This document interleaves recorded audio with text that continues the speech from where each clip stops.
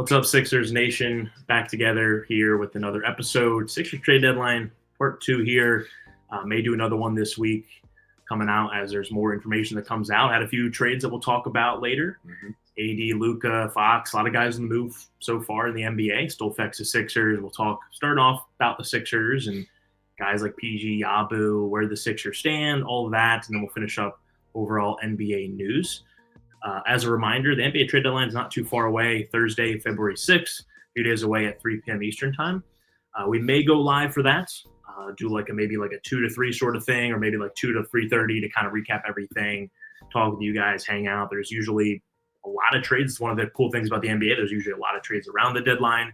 Already have seen a few, some big ones. Don't expect anything bigger than what we've seen so far, considering there's been some historical trades so far, but still should be a fun time. Stay tuned. We'll let you know if we do go live Thursday, but just a few days away from that, and wanted to do a video here to talk about, a few things. First off, should the Sixers be buyers or sellers? And, in part 1, I was pretty adamant on them selling just because they were, on the back end, I believe, of a 7-game losing streak. They were a few games back of the Bulls, the 10 seed, and looked a little bit closer to the top 6, or potentially getting that top 6 pick and keeping it, than they were to making a run. But since that video, they've strung along a 4-game winning streak. They've won a few games here and there, and we'll show the standings in just a second here. They're only a game back of the Bulls for the 10 seed, which would get them in the play-in here. So I'm kind of the set of I don't know about you, but I'm kind of buyers, but not hey, let's not make a big splash and get rid of all of our assets, right? Because this is something where I don't really see them as contenders, but where I'm at right now is okay, there's a very low chance of them getting a top 6 pick and keeping it. Again, they're 19-29 right now, 10 games below 500, which is not good, but only a game back of the Bulls, a game and a half behind the Atlanta Hawks, who they just lost Jalen Johnson.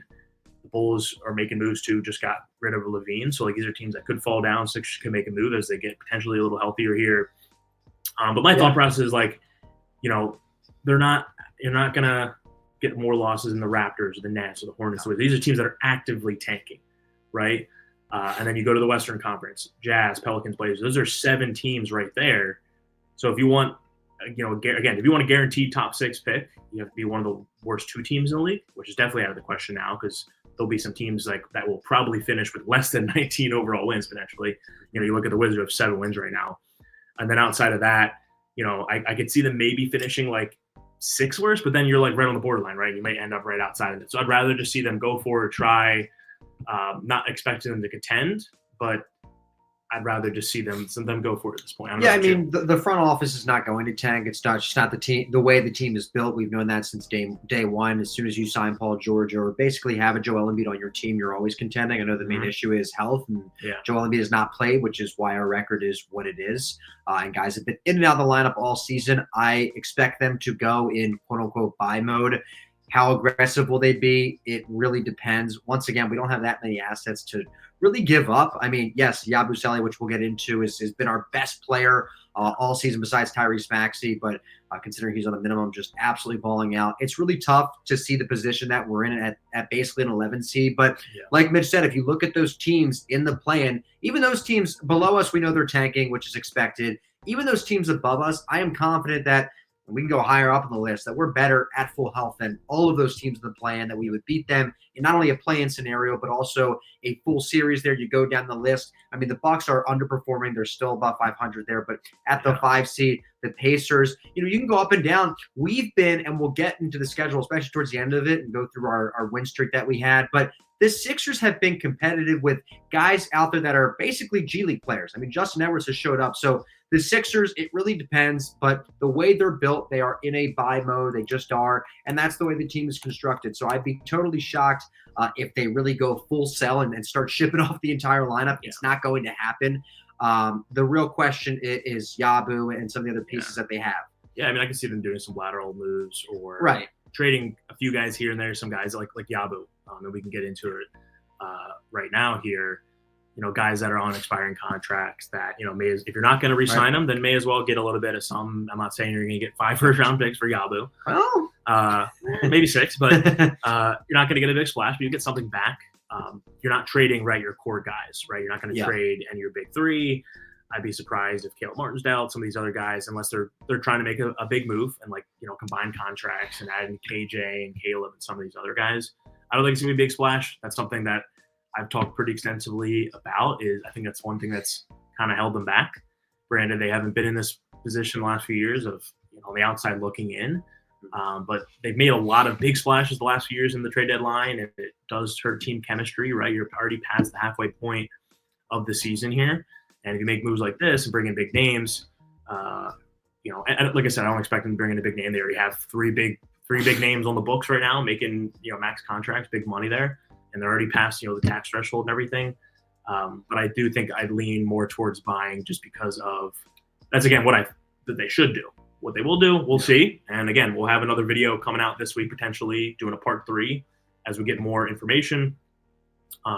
And who knows, things may not go down until an hour before the deadline. Right. We see it all the time. But even with the trades and a guy that kind of, once again, I mean, we talk about growing our own players and developing them. And Justin Edwards, I mean, yes, you go out and look for a guy that's a role player that can step up. But Justin Edwards has been a guy that I feel like the Sixers tend to go for where, hey, you can get a score. I know he's a rookie, so he's not really proven yet. But just to see his development the past couple of games, maybe they have a piece there, right? We said it with McCain coming in. He was a high draft pick, or higher than Edwards, of course, where he was. And he came onto the scene. He was a guy that we were even talking about when he was healthy. Hey, this could be a guy in the playoff rotation. Maybe Edwards is someone that really, if we do get fully healthy, he is part of the rotation. You have another guy there. I'm just saying. Yeah, and say the thoughts because we will go through in a little bit. We'll do a stay or go, kind of a rapid fire of all the players. And I do agree with Justin Edwards. Sometimes you don't know these diamonds in the rough that come about because of injuries and potential trades that happen that move people up in the slot or down in the rotation, all that kind of stuff. But a guy who's taken full advantage of his minutes. Guy by the name Gershon Yabu. This is from the Nuggets game, so 2 games ago. He dropped 20-plus again in the game against Celtics yesterday. 36 minutes. He had a career-high 28 points, 7 rebounds, 4 of which were offensive rebounds, 2 assists, 3 steals, 4-7 from 3, 12-17 for the field, 82.4 total shooting percentage there. Again, a career night for Yabu Dabadu. This is from Embiid Lover here. Shout out to him for that. But again, you see it he can grab you offensive rebounds. He can grab you rebounds. He can get 3 steals in this game. He can shoot from deep. That's one thing he's really improved upon this year. From his, coming in, Sixers again, signed him from the vet minimum. He was playing internationally. Was out of the NBA. And this short stint in the NBA, he wasn't known as a shooter, and he's shooting very efficiently here. One of the better shooters for the Sixers. And then he can also score down low at a very high efficient clip, 12-17 overall for him. He's shooting, 40% from 3. I mean, that is really good. And then he's shooting, 3.9 threes per game. And this is from his other 2 years in Boston, 2017, 2018. I know that was years ago. 32% 3-point for both those. And he only had 1.1 attempts, 0.7. I mean, he's playing a lot more minutes now, right? He only played a few minutes a game for the Celtics. But still, he's shooting very efficiently and at 3.9 attempts per game, which is a decent amount. I'm not saying he's shooting high volume, but that's still a decent number of threes taken per game. Especially as of late, man. He's played so well. And just the ability, you look at his frame, he's undersized. And I don't want to say he's out of shape because the way that he moves is amazing to see at his size. He's a big body out there. I mean, Yabu is not some stick. If you've seen a basketball game and watch Yabu play, he is a tank at 6'8", 6'9", whatever he is. He's undersized, but he's athletic. The ability to shoot threes. I think we all kind of thought going into the season, hey, this could be a guy that can maybe shoot, but he's going to be mainly a body out there. Give you some defensive presence, just be a body that can help defend. But man, he has been an absolute animal on both ends. Defensively, I've been impressed, and just everything that he's done has turned to gold. At least for him personally, he is having a career year. He wanted a chance, and he bet on himself. Literally buying out his own contract, basically to come here and take a hit. But he is going to get paid. We'll talk about that. He's going to get paid. Yeah, this is from Aiden Laporte here. He got asked about the trade deadline coming up, and this is kind of his response here. Obviously, this upcoming week can be pretty chaotic with the trade deadline, and you established yourself as one of the big premier assets around. I guess, have you thought about the possibility of being moved at all? And how do you feel like you bonded with this city the time you've been here? Well, I feel like what happened last night, everybody's in a place where you can be moved. So I'm not trying to think too much about it. Just try to come out here, do my job, and do it the best as I can. Try to help the team. Obviously, I want to get this win tonight, and I feel like we play hard. We showed out a great thing. So I would say I'm more worried about this than getting traded. And if it does happen, then it will be whatever situation I got to be in. So I'm not, I don't want to get my head into this a little bit too much. I'm just trying to think about playing. Right now I'm still a Sixers player, and I'm hoping to stay a Sixers player, and we're gonna go from there. Gershon, obviously. So that was Yabu. So again, I mean, at the end of the day, NBA is a business, right? So, and talk about later about some of the stuff that happens in the league. No matter how good you are, you could be traded at any given moment. Some contractually cannot be. Like, Joel Embiid was asked about it, and he can't be traded this year, and all of that. But certainly something on Yabu's mind. I think, and you're right. He definitely will get paid. We'll see what that ends up being. He will get paid by someone. I hope it's the Sixers. I want him to keep him. But I also, and I think they would potentially get a little bit of a discount, right? He's already here in Philadelphia. They gave him that second chance. They took the chance on him, but he's also kind of on a huge discount right now, right? So he's going to want his payday. Yep. He's going to want a multi-year deal, and the Sixers already have a lot of money being allocated to a few guys. Do they want to give, another, 15? I think you would get double digits. Whether it's 3 year $30 million or 3 year 45. I don't know about you. I think you could get something like that, right? I mean, it may sound outrageous, but that's NBA money for you. Granted, he's playing a lot more minutes than he would if they're fully healthy, right? If they're fully healthy, Embiid starting, maybe he's starting out there with Embiid, depending on the rotation, stuff like that. He's definitely being asked to do more, which certainly inflates his stats a little bit more. But he's risen to the occasion and shown that he can also be, an asset off the bench, starting, whatever is asked of him. He can do the small things. He could fill up the box, or you can do the small things that don't show up on the box. Yeah, I mean, I think the ability, which you mentioned, switching between a 4 and a 5, right, playing next to Embiid is also something that's appealing to plenty of other teams out there that run with a big center and him being able to plug in at the 4, or you can run him at the 5. He can switch between. That is a very, very important skill to have. He's going to demand definitely a significant contract compared to what he's at, which is a total steal by the Sixers, just finding him diamond in the rough, if you will.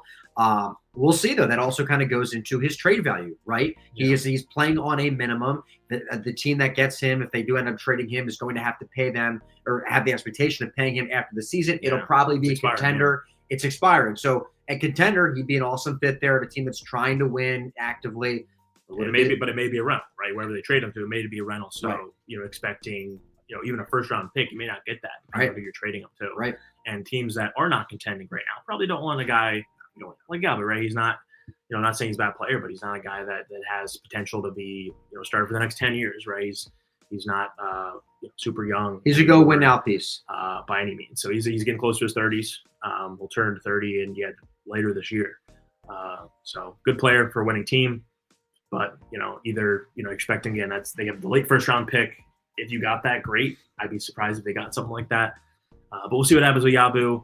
But switching gears here to another player on the Sixers getting involved in trade rumors. There has been a lot of interest in Yabu. We'll see what happens there. Another guy involved in trade rumors, guy that was just signed this past offseason, but already getting involved in that stuff is a guy by the name Paul George. You may know him from his podcast. Never heard of him. You may have never heard of him. But we actually we did a post earlier today on our Instagram. This is from Michael KB.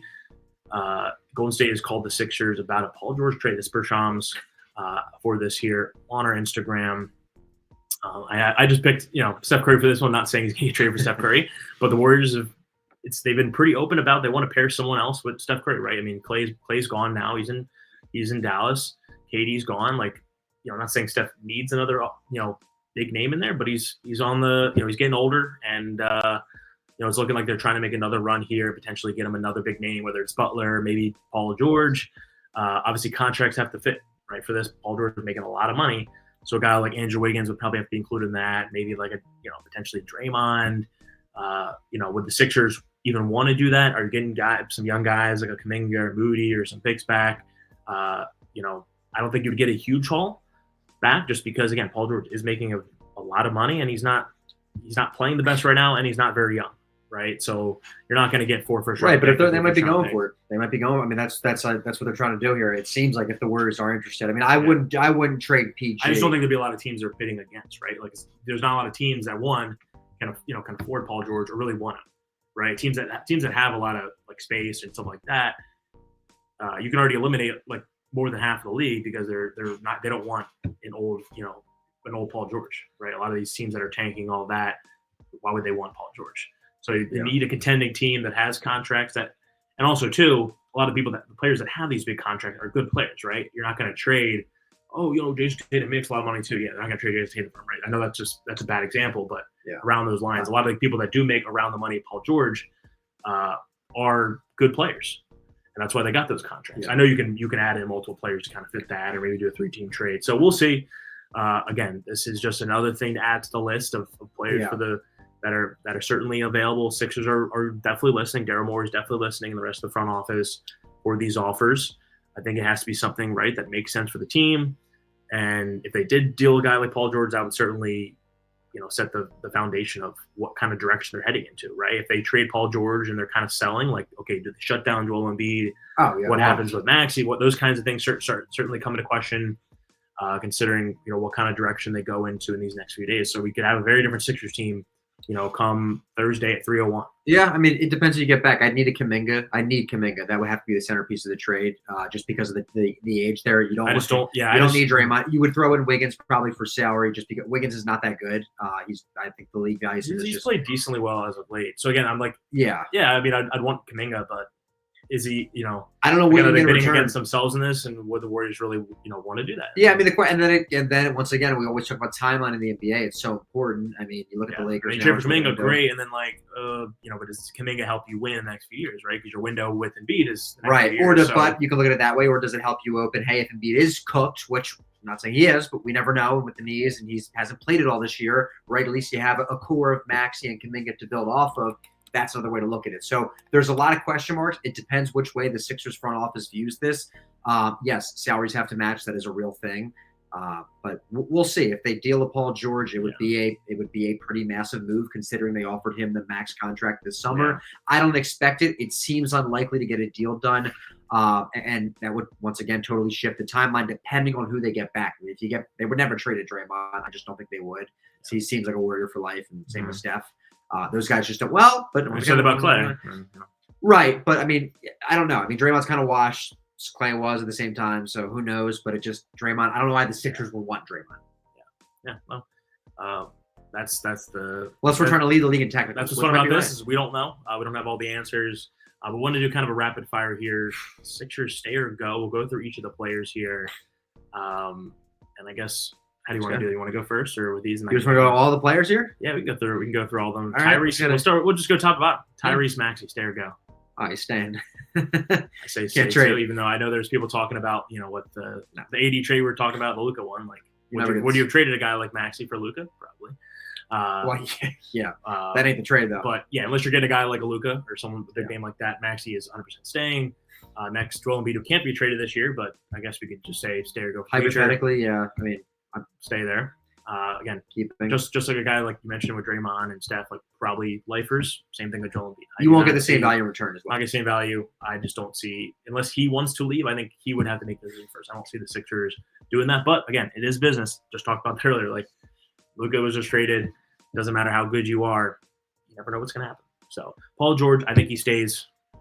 I'd be very surprised if he's traded. Jared McCain, I say stay too just because of his injury. I don't see a team really making a move for him. I think the Sixers really value him too and want to, kind of grow with him, if you will. Maybe have him, pair him along with Maxey. Might have a kind of a building block there, 2 building blocks outside of just your older guys and Embiid and Paul George. Yeah, no, I agree with McCann. I mean, you can't move on from him. I know he was injured this year and it sucked, but his I think if he was healthy, potentially, his value I think maybe would have risen even more, and maybe he could have built off something. But again, like with the record now, it just doesn't make sense. To get rid of a guy like that. Kelly Oubre, I mean, potentially he hasn't been really mentioned too much, but potentially could be, added in as a kind of a contract filler. I think he stays though. Yeah, I think he stays. I mean, I like his game. I really do. And he's on a decent contract, at least for the next year or two after this. So I'd keep him. Yabu, I think there's more of a chance, more than 50% chance he is moved at the deadline. Again, multiple teams interested. Certainly could lead to a bidding war. And like I said, if the Sixers don't want to give him a new contract, I would just deal him, right? So yeah, his value is never going to be this high. I would trade him in a heartbeat. I love Yabu, but I would never going to be this high. Yeah. Then you got Caleb Martin. Again, could be a contract filler. If they do want to make a big splash, I could see him going, but I think he's going to stay. Justin Edwards, you mentioned him. I think that's another guy who definitely has some value. They could keep him. Eric Gordon, not a guy we mentioned yet, but I do think he has another guy who potentially he does have a little bit of value. He says he strung along a few good games here, kind of looking like a little bit of his old self with the three ball. Has played really good ball for the Sixers. I think they could potentially deal him to a contender for some second round picks too. I think he has just like Yabu, a little bit higher of a chance of it being dealt than not. Yeah, I mean, if you can get some picks back or a second rounder, sure. But once again, minor move here. Yeah, Andre Drummond. I think he's staying. I don't think anyone wants Andre Drummond. Unfortunately, take on if you want.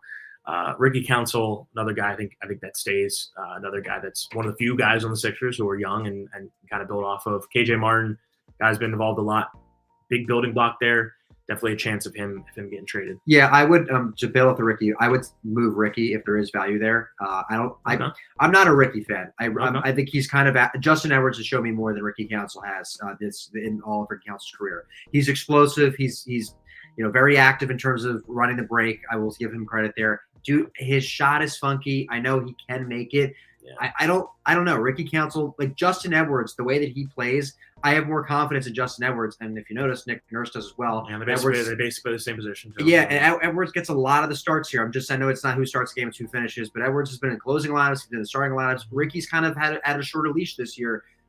I'm not a Ricky fan that much. I like him, but if there's value there, move him. I mean, he's got flashy dunks and he's super athletic, but it is weird. He kind of like a more, I mean, Oubre is athletic, but he's kind of like Oubre, where it seems like he'll drive in before he even knows what he wants to do and just like shoots ahead like a tested layup. Yeah. Sometimes goes in, but his body's super sporadic. He's talked about it before. He's like a rubber band. He's like elastic. Yeah. I don't know if he has any bones in his body, but he's definitely something. Yeah, I mean, I get that. He is on a very like team friendly deal, right? So I mean, if a team that's tanking wants him and you can build off that, then it's the same thing. I mean, people like KJ, and I know KJ showed flashes because he hit 2 threes back to back in a game, and everyone's like, "Oh my god, he can shoot!" Still can't shoot. Like KJ Martin, seems like a good guy. I would move him. He's significantly overpaid because that's the way it worked this offseason. If there is something there, I just don't think he's that good. Yeah, we'll see. I understand it though. Reggie and Kyle, just like Eric Gordon, potentially traded for some seconds. I think Reggie has a better chance of getting moved than Lowry, just because I think it'd be for Coach Lowry there a little disrespectful for Lowry, considering he chose Philadelphia from the area. I think trading him away to another team, he may just retire there. Who knows? Or he may just like retire at that point if he's traded. So I think Reggie Jackson has a higher chance than that there. Dowd, who really wants him, right? Guy that needs to develop more. Bona, he's going to stay a Sixer too, just like Jared McCain is showing a lot of good flashes, a guy they can build off of for the Sixers. And then you're getting Lester, who again, this is just not on the roster anymore. This was just the not the depth chart currently, but just like the stats from this year. He played some minutes earlier in the season. Pete Nance, I mean, you might be able to get a pretty high talent. I mean, there's been a couple firsts for Pete Nance guys. I don't know if that's breaking news or not, but so overall, few pieces here, right? Certainly some guys, and then guys like Caleb Martin and Oubre. Like, I would not be surprised, right? But I think the top guys are Yabu, Eric Gordon, and you can sprinkle in a few guys after that. So we'll see what happens. But the league has not, shied away overall. Already, kind of started making some big splashes here. Big one from over the weekend. Luka heading to LA to join the Clippers, the Lakers. Same thing. That's right, Lakers. This was actually a tweet that everyone thought was fake at first. This from February 2nd, yesterday. The Dallas Mavericks trading Luka, Maxi Kleber, Markieff Morris to the Lakers for AD, Max Christie, and the 2029 first-round pick.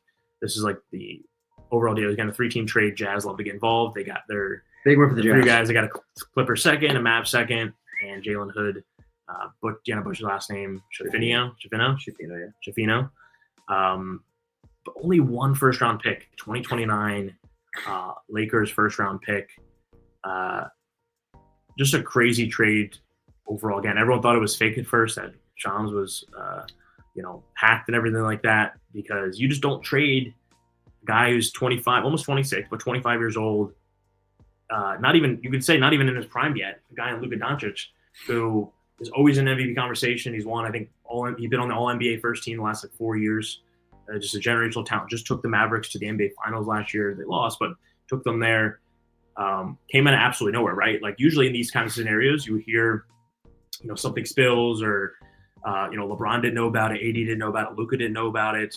I think it was kind of by design, right? But just unusual situation. Nico Harrison for the Mavericks GM there. Seems like between ownership did not want to pay at the end of the day his max contract, which I believe is around like $345 million, which he would have been owed. They didn't want to pay that hefty bill because of certain reasons. Not that I agree with them, but being overweight and unhealthy, that kind of stuff. Decided to deal him and not have to deal with that contract. Instead, get Anthony Davis. Well, they believe gives him a better chance. I don't think they really believe. I think it's just in the day they didn't want to foot the bill, and for some reason Rob Pelinka has that relationship with Harrison. For some reason, did not want to open it up to a bidding war, because again, I think they could have gotten at least 2 more first rounders at the very least, better player, maybe a guy. I'm not saying a guy like Ant or whatever, but like you could have gotten a young talent, because AD he's in his 30s, right? He's also got his own injury history too. He's not a clean slate, even though he's been relatively healthy the last 2 years. He's also out right now with an injury though. I think if you add to this trade, at least gotten some more first, a younger player too to build off of, because right now you got AD, you're the Mavericks, you got AD, Kyrie, Clay, like a lot of old guys there that aren't getting any younger, and you got to win the next few years. And I just don't see it, right? With like the powerhouses in the West and the Celtics and some of these other teams in the East that I think are just better. Yeah. No, I mean, it's an atrocious trade. It's going to go down as one of the worst trades, I think, in NBA history. I think a lot of people, if you look at Mavs fans' reactions, it's clear Nico Harrison will be out of a job by probably next December, especially if they start off rough next year, or if they don't win the chip this year. He'll probably be out of a job by then. You just can't make this trade. You just can't. I mean, especially him only going. I agree with you. It's also kind of weird because again, like so a big trade like this, right? Ownership is gonna sign off on. Yeah, but apparently the owner laughed in his face. There was a lot of back and forth there. It seems like Nico Harrison was locked in the closet, only talking to Rob, and pretty much just going back and forth. And it's not too like they, this was at 3:00 on Thursday where they're running out of time, right? They had it's Monday, right? They had a few days before the trade deadline. They could have easily opened this up, but it seems like it was kind of done on purpose. They had the relationship, whether you want to call it collusion or not, and like they wanted to make it happen. They wanted to get AD. They wanted to get rid of Luka, offload that contract. Don't have to give him that crazy extension. Fortunately for Luka, he lost over $100 million because now he can only sign I think like a 240 or so, 220. I think it's like a 5-year 220 from the Lakers now. So just a very unusual situation. I get it. Yes, he can certainly be a scapegoat, but I also I don't know. It seems like ownership was down for this, right? They told him, "Hey, get rid of Luka," which is a tough situation for any GM, right? Because this is a guy you want to build off of and should be, a key part of your team for at least the next 10 years. But he's had a lot of quotes too about the GM going back to Nico Harrison. I mean, he's had quotes where he was like, "Yeah, I believe defense wins championships." It seems like him and Luka's relationship were rocky from the start. I think it's a little PR. It might be, but a little PR and also just. But the GM ultimately makes a lot of the decisions. Yes, he has to go and get the final sign off there. But there was conversations, and clearly they had a lot of time to work on this. Like you said, they were not backed up against the trade deadline there. They had plenty of time, and they got this deal done. And for the Lakers, you look at it for them. I actually think they're worse this season. It doesn't matter because their next decade plus of Lakers basketball set up. Because when LeBron retires and says peace in 2 years, they were in a dead zone, right? They're perfect. LeBron, maybe a year or two left in the tank. AD, it's he's already had so many injuries. It's like. How many more years does AD have left? And then after that, you guys, what do you got? Rui and Reeves and, Bronny's going to lead you. No, the Lakers did not have much of a future. They were just gifted this absolute, just this crazy prize in Luka Doncic. He's a top 3 player in the NBA. I think people forget because he's injured and whatnot, and he has his own issues. And yes, does he play defense?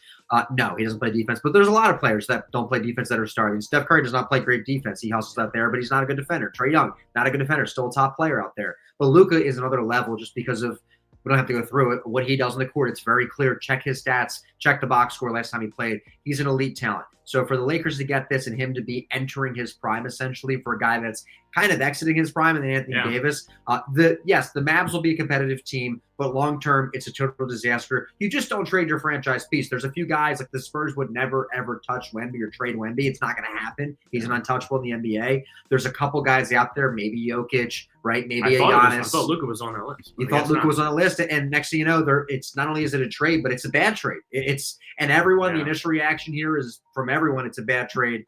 And you give to the Lakers a franchise player. It sets the Mavs back decades, honestly, because it's so hard to get a talent like this.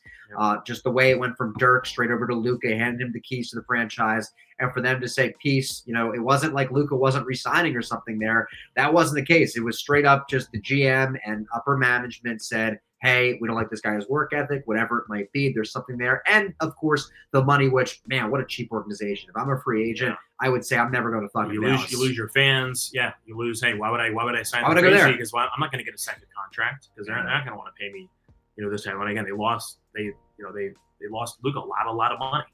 He was caught off guard for this, right? A centerpiece like that, they didn't tell him or anything like that, or hey, where do you want to go? Sort of thing. It was like they just went right behind everyone's back. Malpractice certainly from the GM and the ownership, and just not a good look anywhere. I know fans have been revolting, and I feel bad for them. Definitely not a good time to be a Mavs fan there. We'll see what happens. I just don't see them making a deep run. Tough with everything. I mean, Kyrie missed a lot of games. AD missed a lot of games. I just don't see them getting over the hump of some of these really talented teams out in the West. And then even if you get through that, I don't think they see them going over the hump. It's one thing if the Mavs have been stuck as first round eggs the last few years. No, man. They just made it to the NBA Finals, right? You build off of that, right? And they brought in some good pieces, Washington and Gafford, some of these other pieces. I know they've been struggling a little bit this year because Luka's been out. Right. But okay, you still have 10 more years to try it with Luka. It just comes down to the end of the day, money, and there's a lot of teams that will foot the bill, and the Mavs are just not. And even if they were first round exits, it's you look at the Sixers. I'm not saying Maxi's on that level. He's our one kind of rising star, similar-ish ages. Luka's a much better player than Tyrese Maxey. Don't get it twisted, but they wouldn't trade Maxey. If we can't get over the hump, it's not. It wasn't Luka's fault if they were stuck as these first round exits year and year. Which before the finals, they kind of were those first round. They never made the conference finals there. It's tough to get back, man. It really is. And it's competitive, and to bring Davis there, which no discredit to Davis, he is a very talented player in this league. Having a very good year. He's having a great year, but it's tough because you have such a small window, and Luka, you basically gave up a younger, better player for a guy that's worse and a first round pick. And the Mavs really, I just don't like AD in the time. He's been a 2 a lot. One when he went with LeBron was really the 1. So, do the Mavs really have a 1 right now? I guess you could say maybe it's AD is their 1. It's kind of a 1A, 1B thing here. Yeah, it's kind of 1A, 1B. He's I would say he's better than Kyrie, but can you win? Can you win with that? I just don't see it. But props to the Lakers. They got it done. They always find a way, right? They always involved in some kind of this guy's interested in going there, and of course they just get gifted Luka Doncic. Seems like LeBron is going to stay, with the Lakers. There's, because he's obviously pissed off about the situation. He was not notified. A guy who has basically been notified and almost like a manager GM the last, pretty much a lot of his career, was caught off guard about this. AD very close with him, so I know he was annoyed about it. But it seems like the Lakers are going to keep them almost as a mentor to Luka, which makes sense. They have a very similar play style. Like the Lakers, probably not the best fit, ball dominant guys. They need to get a center right without AD in there. They certainly may not be done. On the outside looking in, the Mavs are certainly closer probably at this very moment to winning it all, but they have a very short window. The Lakers are easily set up for the next 10 years here. Now you just got to build around Luka, which the Mavs did not do. Or they kind of did because they made it to the finals last year. So it's just weird all around. Yeah, it makes sense. Not a good situation. But sorry, Mavs another big fans. trade happened. Yeah, sorry, Mavs fans. Another big trade that happened, which this one was a little more predictable, something that it's kind of been circulating the last few weeks that, hey, Wemby, just mentioned untouchable, having an amazing year. He needs another star alongside of him. Were they going to make the move this year, next year? When are they going to make that? Not if, but when. And they finally did. The Spurs land De'Aaron Fox out of Sacramento. It was a 3-team trade. Spurs got Fox. Kings got Zach LaVine, so the Bulls were also involved in this too. 3 first-round picks, City Sissoko. 3 second-round picks too. And the Bulls got Zach Collins, Trey Jones, Kevin Huerter, and their own pick back via the Spurs, for that. So again, yes, Fox basically wanted out of Sacramento, and they made it happen. It's going to be a crazy duo with the pick and roll, the pick and pop game between Fox. I mean, Fox, very, very talented player in his prime right now. It's a guy, I think they have I'm not saying they have a shot to contend this year, but they will be set up for the next few years here. You can certainly build off that, right? They were able to keep CP3. They got guys like Harrison Barnes, some of these veterans who I think, could potentially lead to like kind of a winning formula for the Spurs here.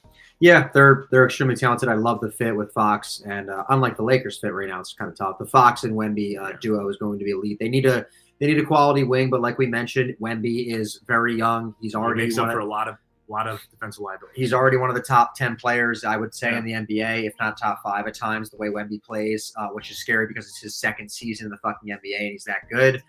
Fox is an elite talent. He's an elite guard. He's one of the fastest guards in the league. A really tough cover, and he's a good defender too, which Wemby is as well. So you got your perimeter guy there for the future. You have Wemby. They need a dynamic wing, which is typically the hardest position to get, just because they're hard to come by. Quality wings in the NBA, but if they can get one, which they have time to, they're going to be an elite force in the West. And Spurs have struggled this season, just record-wise. They're not that great, but once again, a lot of time to build. In terms of the Kings, at least you get LaVine back. Once again, you got DeMar and LaVine back together. So instead of the Bulls, they're on the Kings together. They got a bunch of picks. I think it's a fair haul. Still got Kellen Johnson, Castle, yeah. They still got pieces.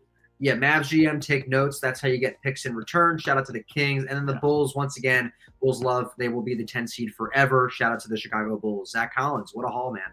What a haul. Yeah. And Zach LaVine, too, who I feel like has been in trade conversation the last few years. Having a great season. Yeah, having a decent season there for Chicago. Haven't been able to deal him just because of his big contract there. He's going to team back up with DeMar DeRozan, who was a team of his previously. Run it back. So we'll see what happens with the Kings, too. Like, they're kind of in a weird spot. Do they keep Sabonis? Do they try to keep building around him? Because again, I still, with LaVine and Sabonis and DeMar DeRozan, I just don't. It's not that doesn't really excite me. It doesn't hey, they're gonna do a lot, but they get they get some picks here, some assets, or they continue to kind of offload some of these other guys that have value, like a Sabonis, to kind of just have a full reset there. The Bulls, getting back a little bit of value, get back their own pick this year. Because since they've been kind of in that dead zone, which potentially can help the Sixers if the Bulls try to tank here, right? They could potentially move up into that 10th spot and pass the Bulls in the play-in. Yeah, man. King's going to score 140 points and give up 160. It's going to be awesome. Absolutely. And we'll finish up this video. I know we're going a little bit long here, talking about the upcoming schedule really quickly.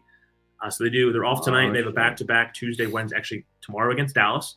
I don't think AD will be playing in that. I think he's out the next few days because he was hurt. Tickets as low as $5 for both of them. Giving them away. And then Miami, Jimmy Butler's been involved in trade talks too. So like both Dallas, Miami, interesting games there right before the deadline. And then the deadline is this Thursday, February 6th. And then after the deadline, they're at Detroit, at Milwaukee. Then they return home against Toronto, and then at Brooklyn, all that kind of stuff. So, they've played this gauntlet of a schedule. They won 4 in a row here: Cleveland, Chicago, LA, Sacramento, all really good wins. They've lost some heartbreakers, some close ones. Denver, Boston were close ones at home. So they're playing better basketball as of late. They're getting a little bit healthier. Caleb Martin seems like he's close. KJ Martin seems like he's getting closer. Bede's been shooting around a lot in practice. Potentially see him soon. But again, I think it depends a lot on what they do at the deadline, what their kind of outlook is, to see if we maybe see Bede soon. Yeah. I'd be surprised if we see him in either of those 2 games, but maybe we see him, let's say Tuesday, February 11th, next Tuesday against Toronto.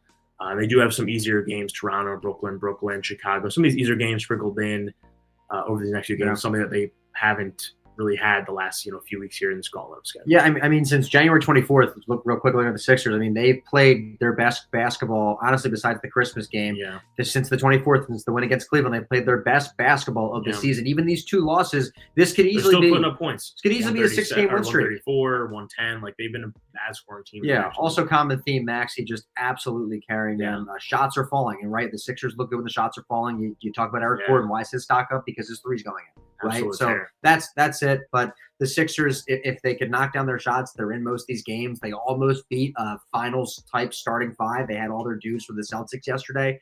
But we'll see, man. It's a long season. They're about halfway through it. See what happens. Yeah. But we're going to cut this one off here. Thank you for watching. Hit that like and subscribe button below. Appreciate all the support. We're about around halfway to 500 subs. Yep. As always, we're giving away $25 to a random sub for every 100 subscribers. So we'll give that away at 500. Multiple chances there until we get 1,000. Also got a private chat on our Instagram if you are interested. We have over 200 people in there, Sixers fans, our subscribers, talk Sixers news, updates, all that. We'll certainly be active in there as we get close to the deadline, all of that. Thank you for watching. As always, go Sixers. Got the Birds game on Sunday, Sixers. Super Bowl Go there. Birds. And maybe we'll see you in the next few days for either a game and or trade deadline here. But appreciate you all. Everyone have a good night. Cheers. Cheers.